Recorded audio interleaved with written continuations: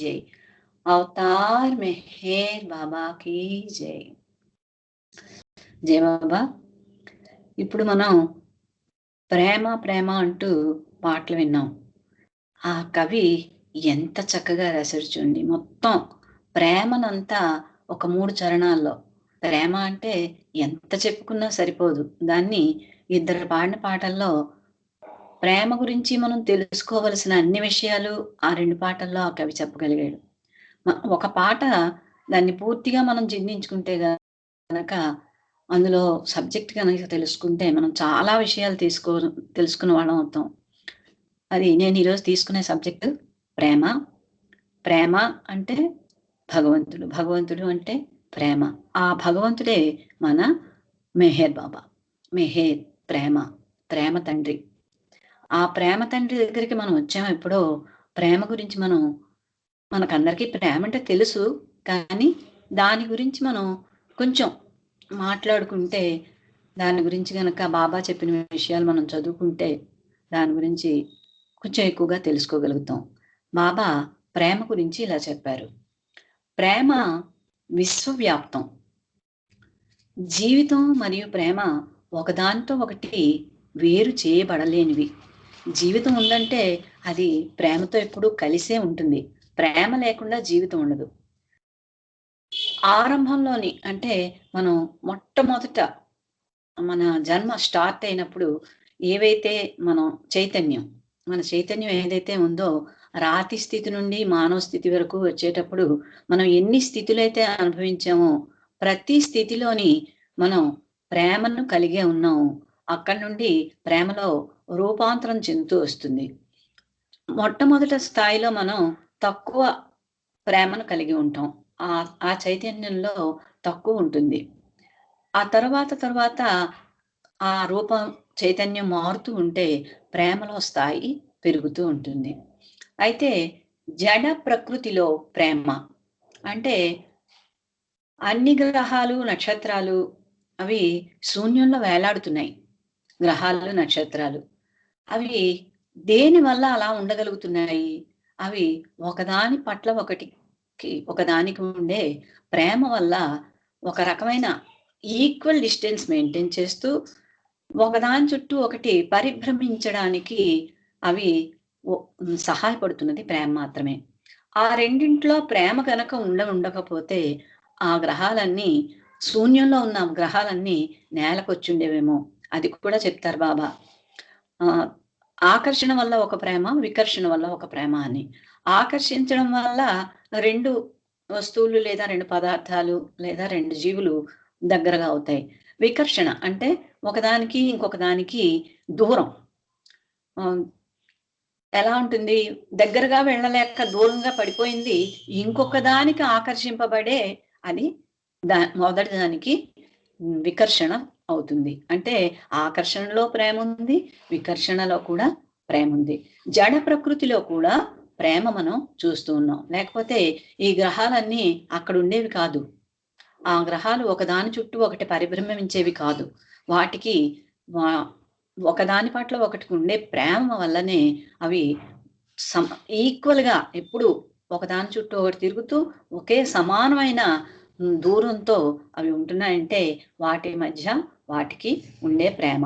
అది ఆ జడ ప్రకృతిలో ఉండేదానికి చాలా చిన్న తక్కువ స్థాయిలో ప్రేమ ఉంది.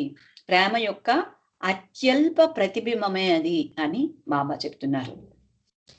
తర్వాత జంతు ప్రపంచంలో ప్రేమ. జంతు ప్రపంచంలో జంతువులు తెలిసైనా తెలియకుండానైనా ఒకదాని మీద ఒకటి ఎప్పుడు ప్రేమతోనే ఉంటాయి. వాటి ప్రేమలో ఏమిటుంటుంది? కోరిక ఉంటుంది. అది శారీరకంగా తన అవసరాన్ని తీర్చుకోవడానికి కోరిక. దాని గురించి బాబా ఏం చెప్తున్నారంటే, పులి ఒక జింక పిల్లను పట్టుకోవడంలో కూడా ప్రేమ ఉంటుందట. పులికి ఆ జింక పైన ప్రేమ ఉండడం వల్లనే జింకను పట్టుకుంటుందట. అది ఏ రకమైన ప్రేమ? దానికి ఆహారం కావాలి, శారీరక అవసరాన్ని తీర్చుకోవాలి. ఆ అవసరం తీర్చుకోవడం కోసం ఆ జింక పిల్ల ఎక్కడికి వెళ్తుంటే అక్కడికి తరుముకుంటూ వెళ్ళి ఆ రకంగా దాని ప్రేమని వ్యక్తం చేస్తుంది. ఈ స్థాయిలో వ్యక్తమయ్యే అన్ని రకాల సాధారణమైన మూల కారణం ఏమిటంటే శారీరక అవసరాన్ని, అంటే ఆకలిని తీర్చుకోవడం అన్నది. తరువాత మానవ ప్రేమ కారణాలకు పూర్తిగా వికసించిన ప్రేమ ఉంటుంది మానవ ప్రేమలో.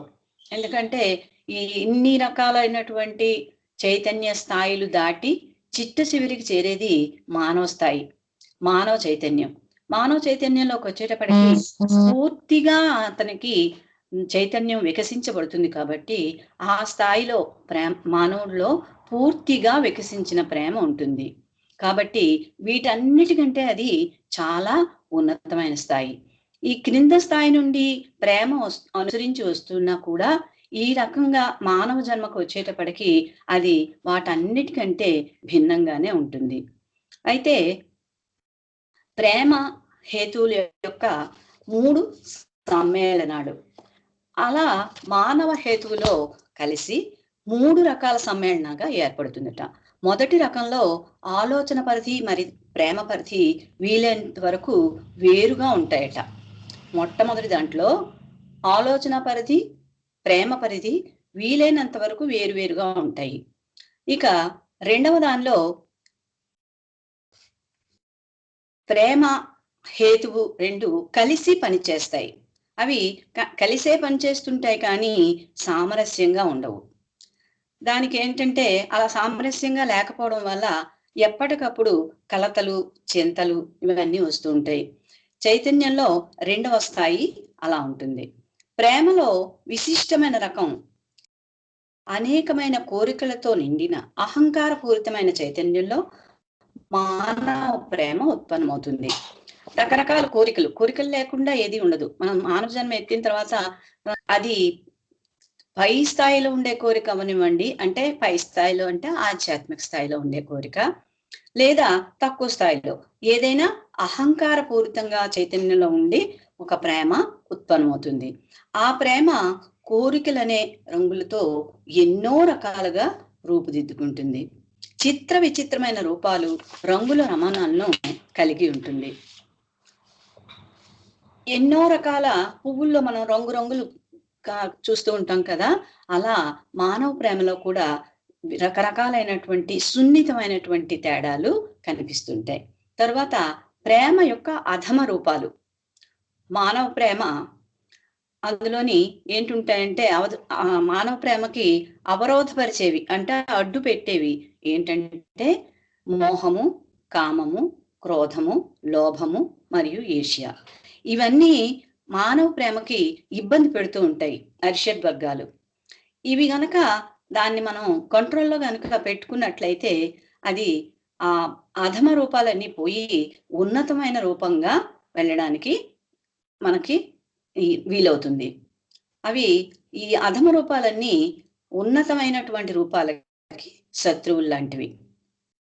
తర్వాత ప్రేమ, మోహం. ప్రేమ ఉన్నప్పుడు మోహం ఉంటుంది. నిరంతరం విచక్షణతో పనిచేస్తుంటే అది అధమ స్థాయి పరిమితుల నుండి ఉన్నత స్థాయికి ఎదగడానికి పనిచేస్తుంది. అంటే నిరంతరం మనం ఏదో ఒక పనిలో ఉన్నట్లు ఉంటే ఆ చిన్నది ఏదైతే తక్కువ స్థాయిలో ఉందో దాని నుండి పై స్థాయికి వెళ్ళడానికి అవకాశం ఉంటుంది. తర్వాత ప్రేమ, కామం. ప్రేమ కామం నుండి విభిన్నమైందే. కామం లాంటిది ప్రేమ కాదు. కామంలో విషయ వాసనలకు మూలమైన వస్తువు మీద ఆధారపడడం, తత్ఫలితంగా వ్యక్తి ఆధ్యాత్మికంగా ఆ వస్తువుకు లోబడి ఉండిపోతాడు.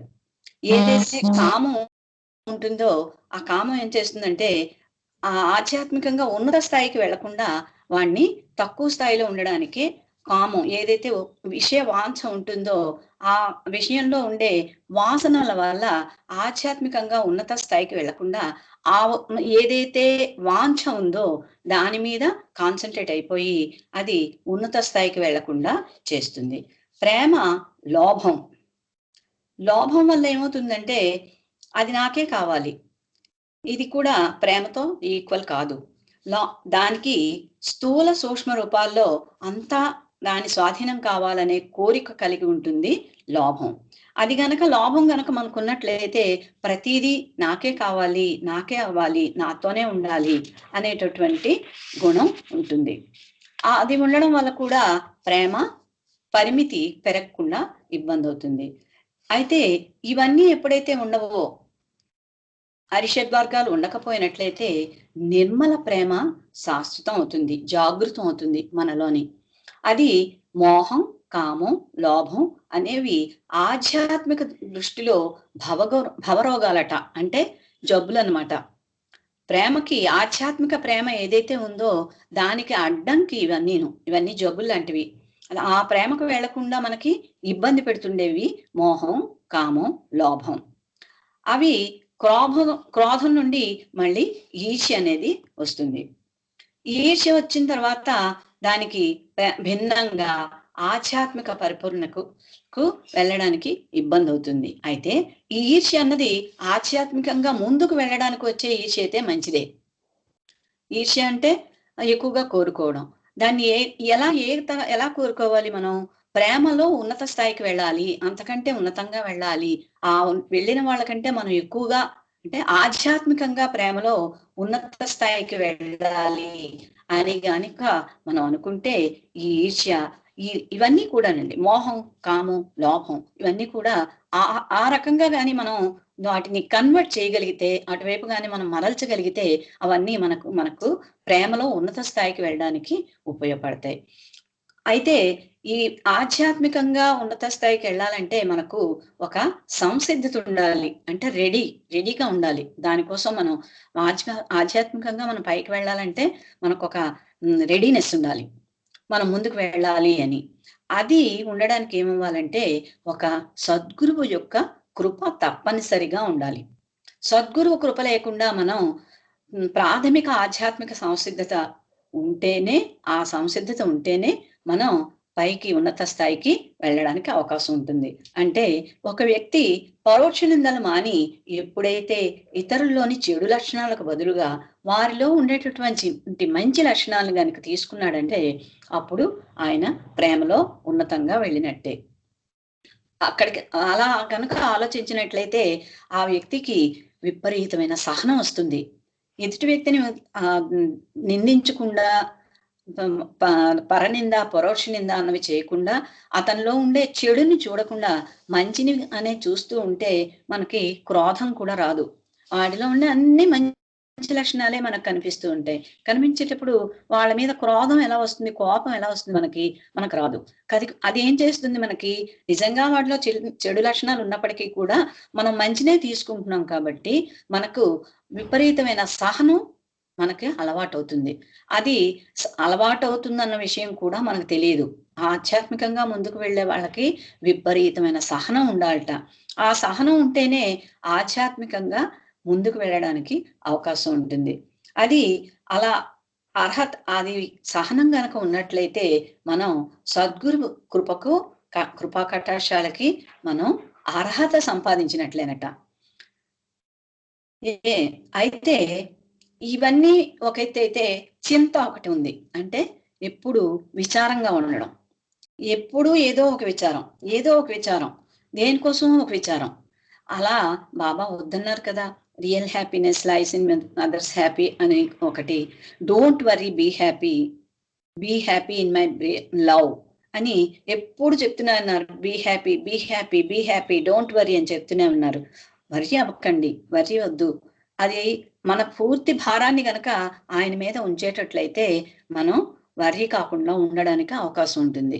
వర్రీ అయితే మీకు ఒక వర్రీ ఉంది, కావాలి అనుకుంటే మీరు నన్ను నిరంతరం ఎలా పట్టుకోవాలి, నాతో మీరు ఎలా ఉండాలి అనేది మీరు గనక ఆలోచించేటట్లయితే, ఆ రకమైన వర్రీ గనక మీకు ఉన్నట్లయితే అది సరి అయిన వర్రీ, అది కరెక్ట్ గా ఉండే వర్రీ. అంటే మనిషికి ఏ వర్రీ ఉండాలట, నిరంతరం మన బాబా, మనకైతే బాబా అతన్ని దగ్గరగా వెళ్ళాలి, అతన్ని మర్చిపోకూడదు, అతన్ని ప్రేమించాలి అనే ఆలోచన మాత్రమే, ఆ చింత మాత్రమే ఉండాలి.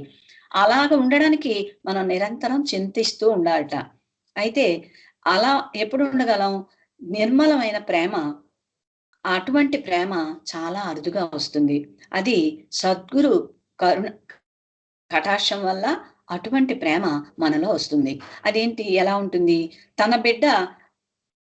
బిడ్డ కోసం తల్లి ప్రాణాలను కూడా పోగొట్టుకోవడానికి సిద్ధపడుతుంది. అలాగే ఒక జన్మభూమి కోసం ఒక సైనికుడు ప్రాణాలను కూడా పోగొట్టుకోవడానికి రెడీ అవుతాడు.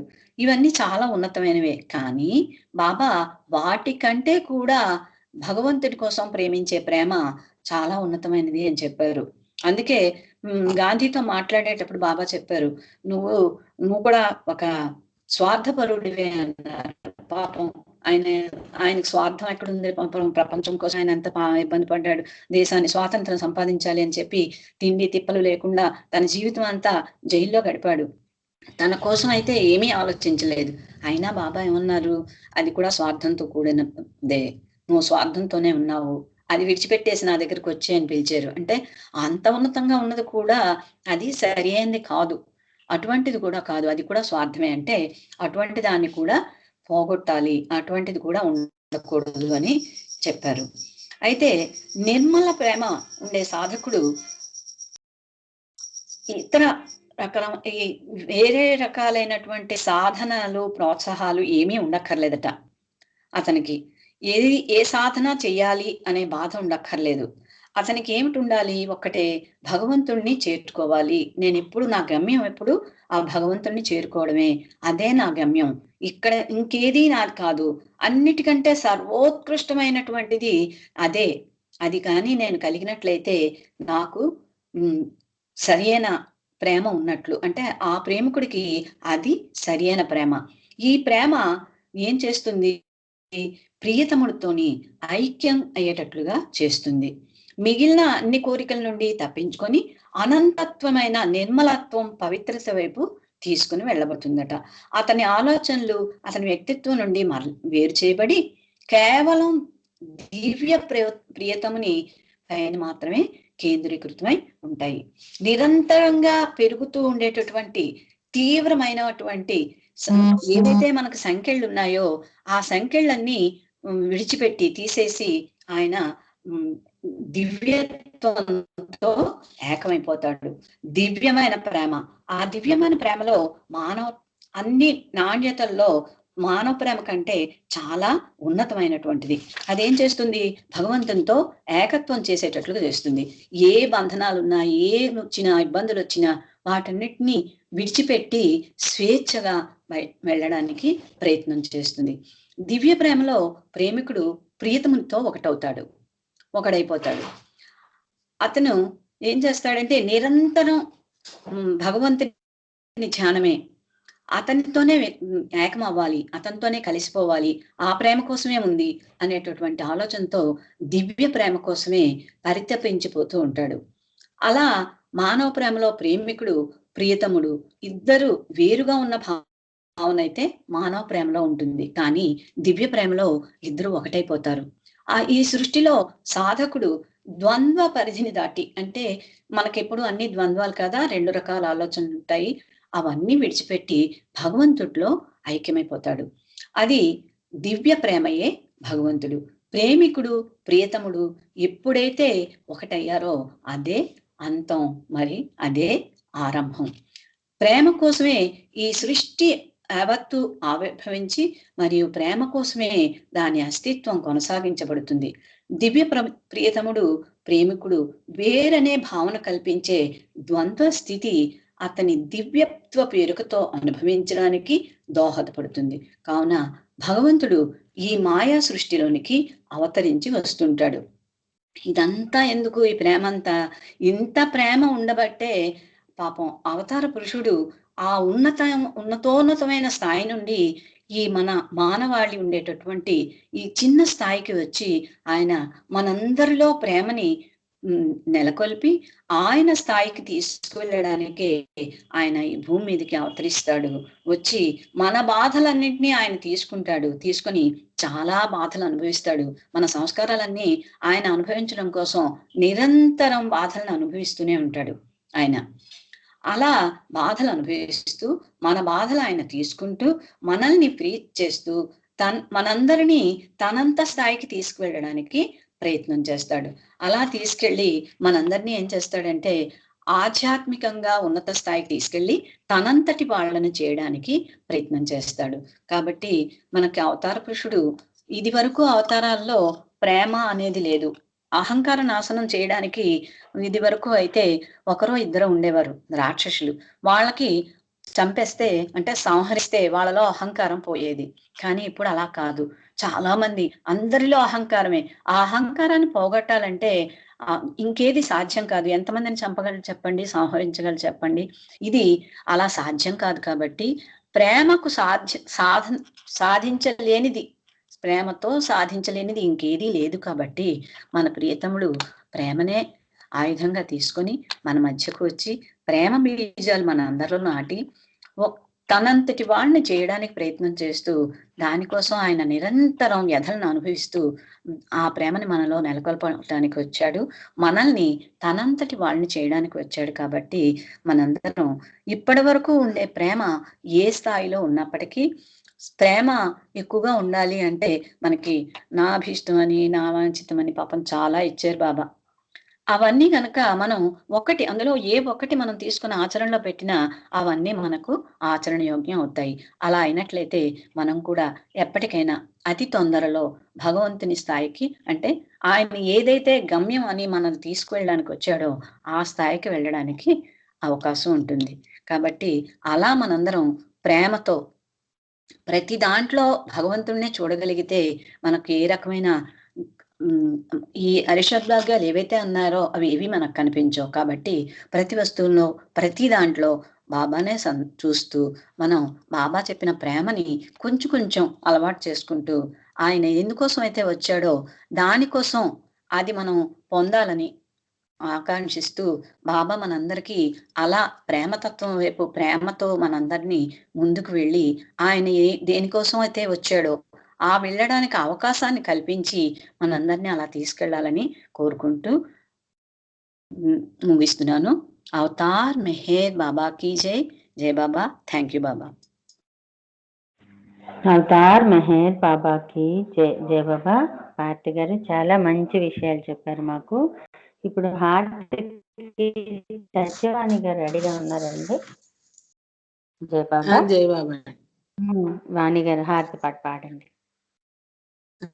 जय बाबा. अवतार मेहर बाबा की जय. बुझावे नार जहलतनी कर कुद रत्ने परमातु चलागी आस भक्तों ने के बस जे नूरे मातु आया मोर शाद मेहर बाबा चरण पर तुझ नगरिए सर खुदाना जात धीवा खेप थई बैठो मेहर बातु तुझे माँ लिख हकीकत नौत आशिक नीने आरिफ भी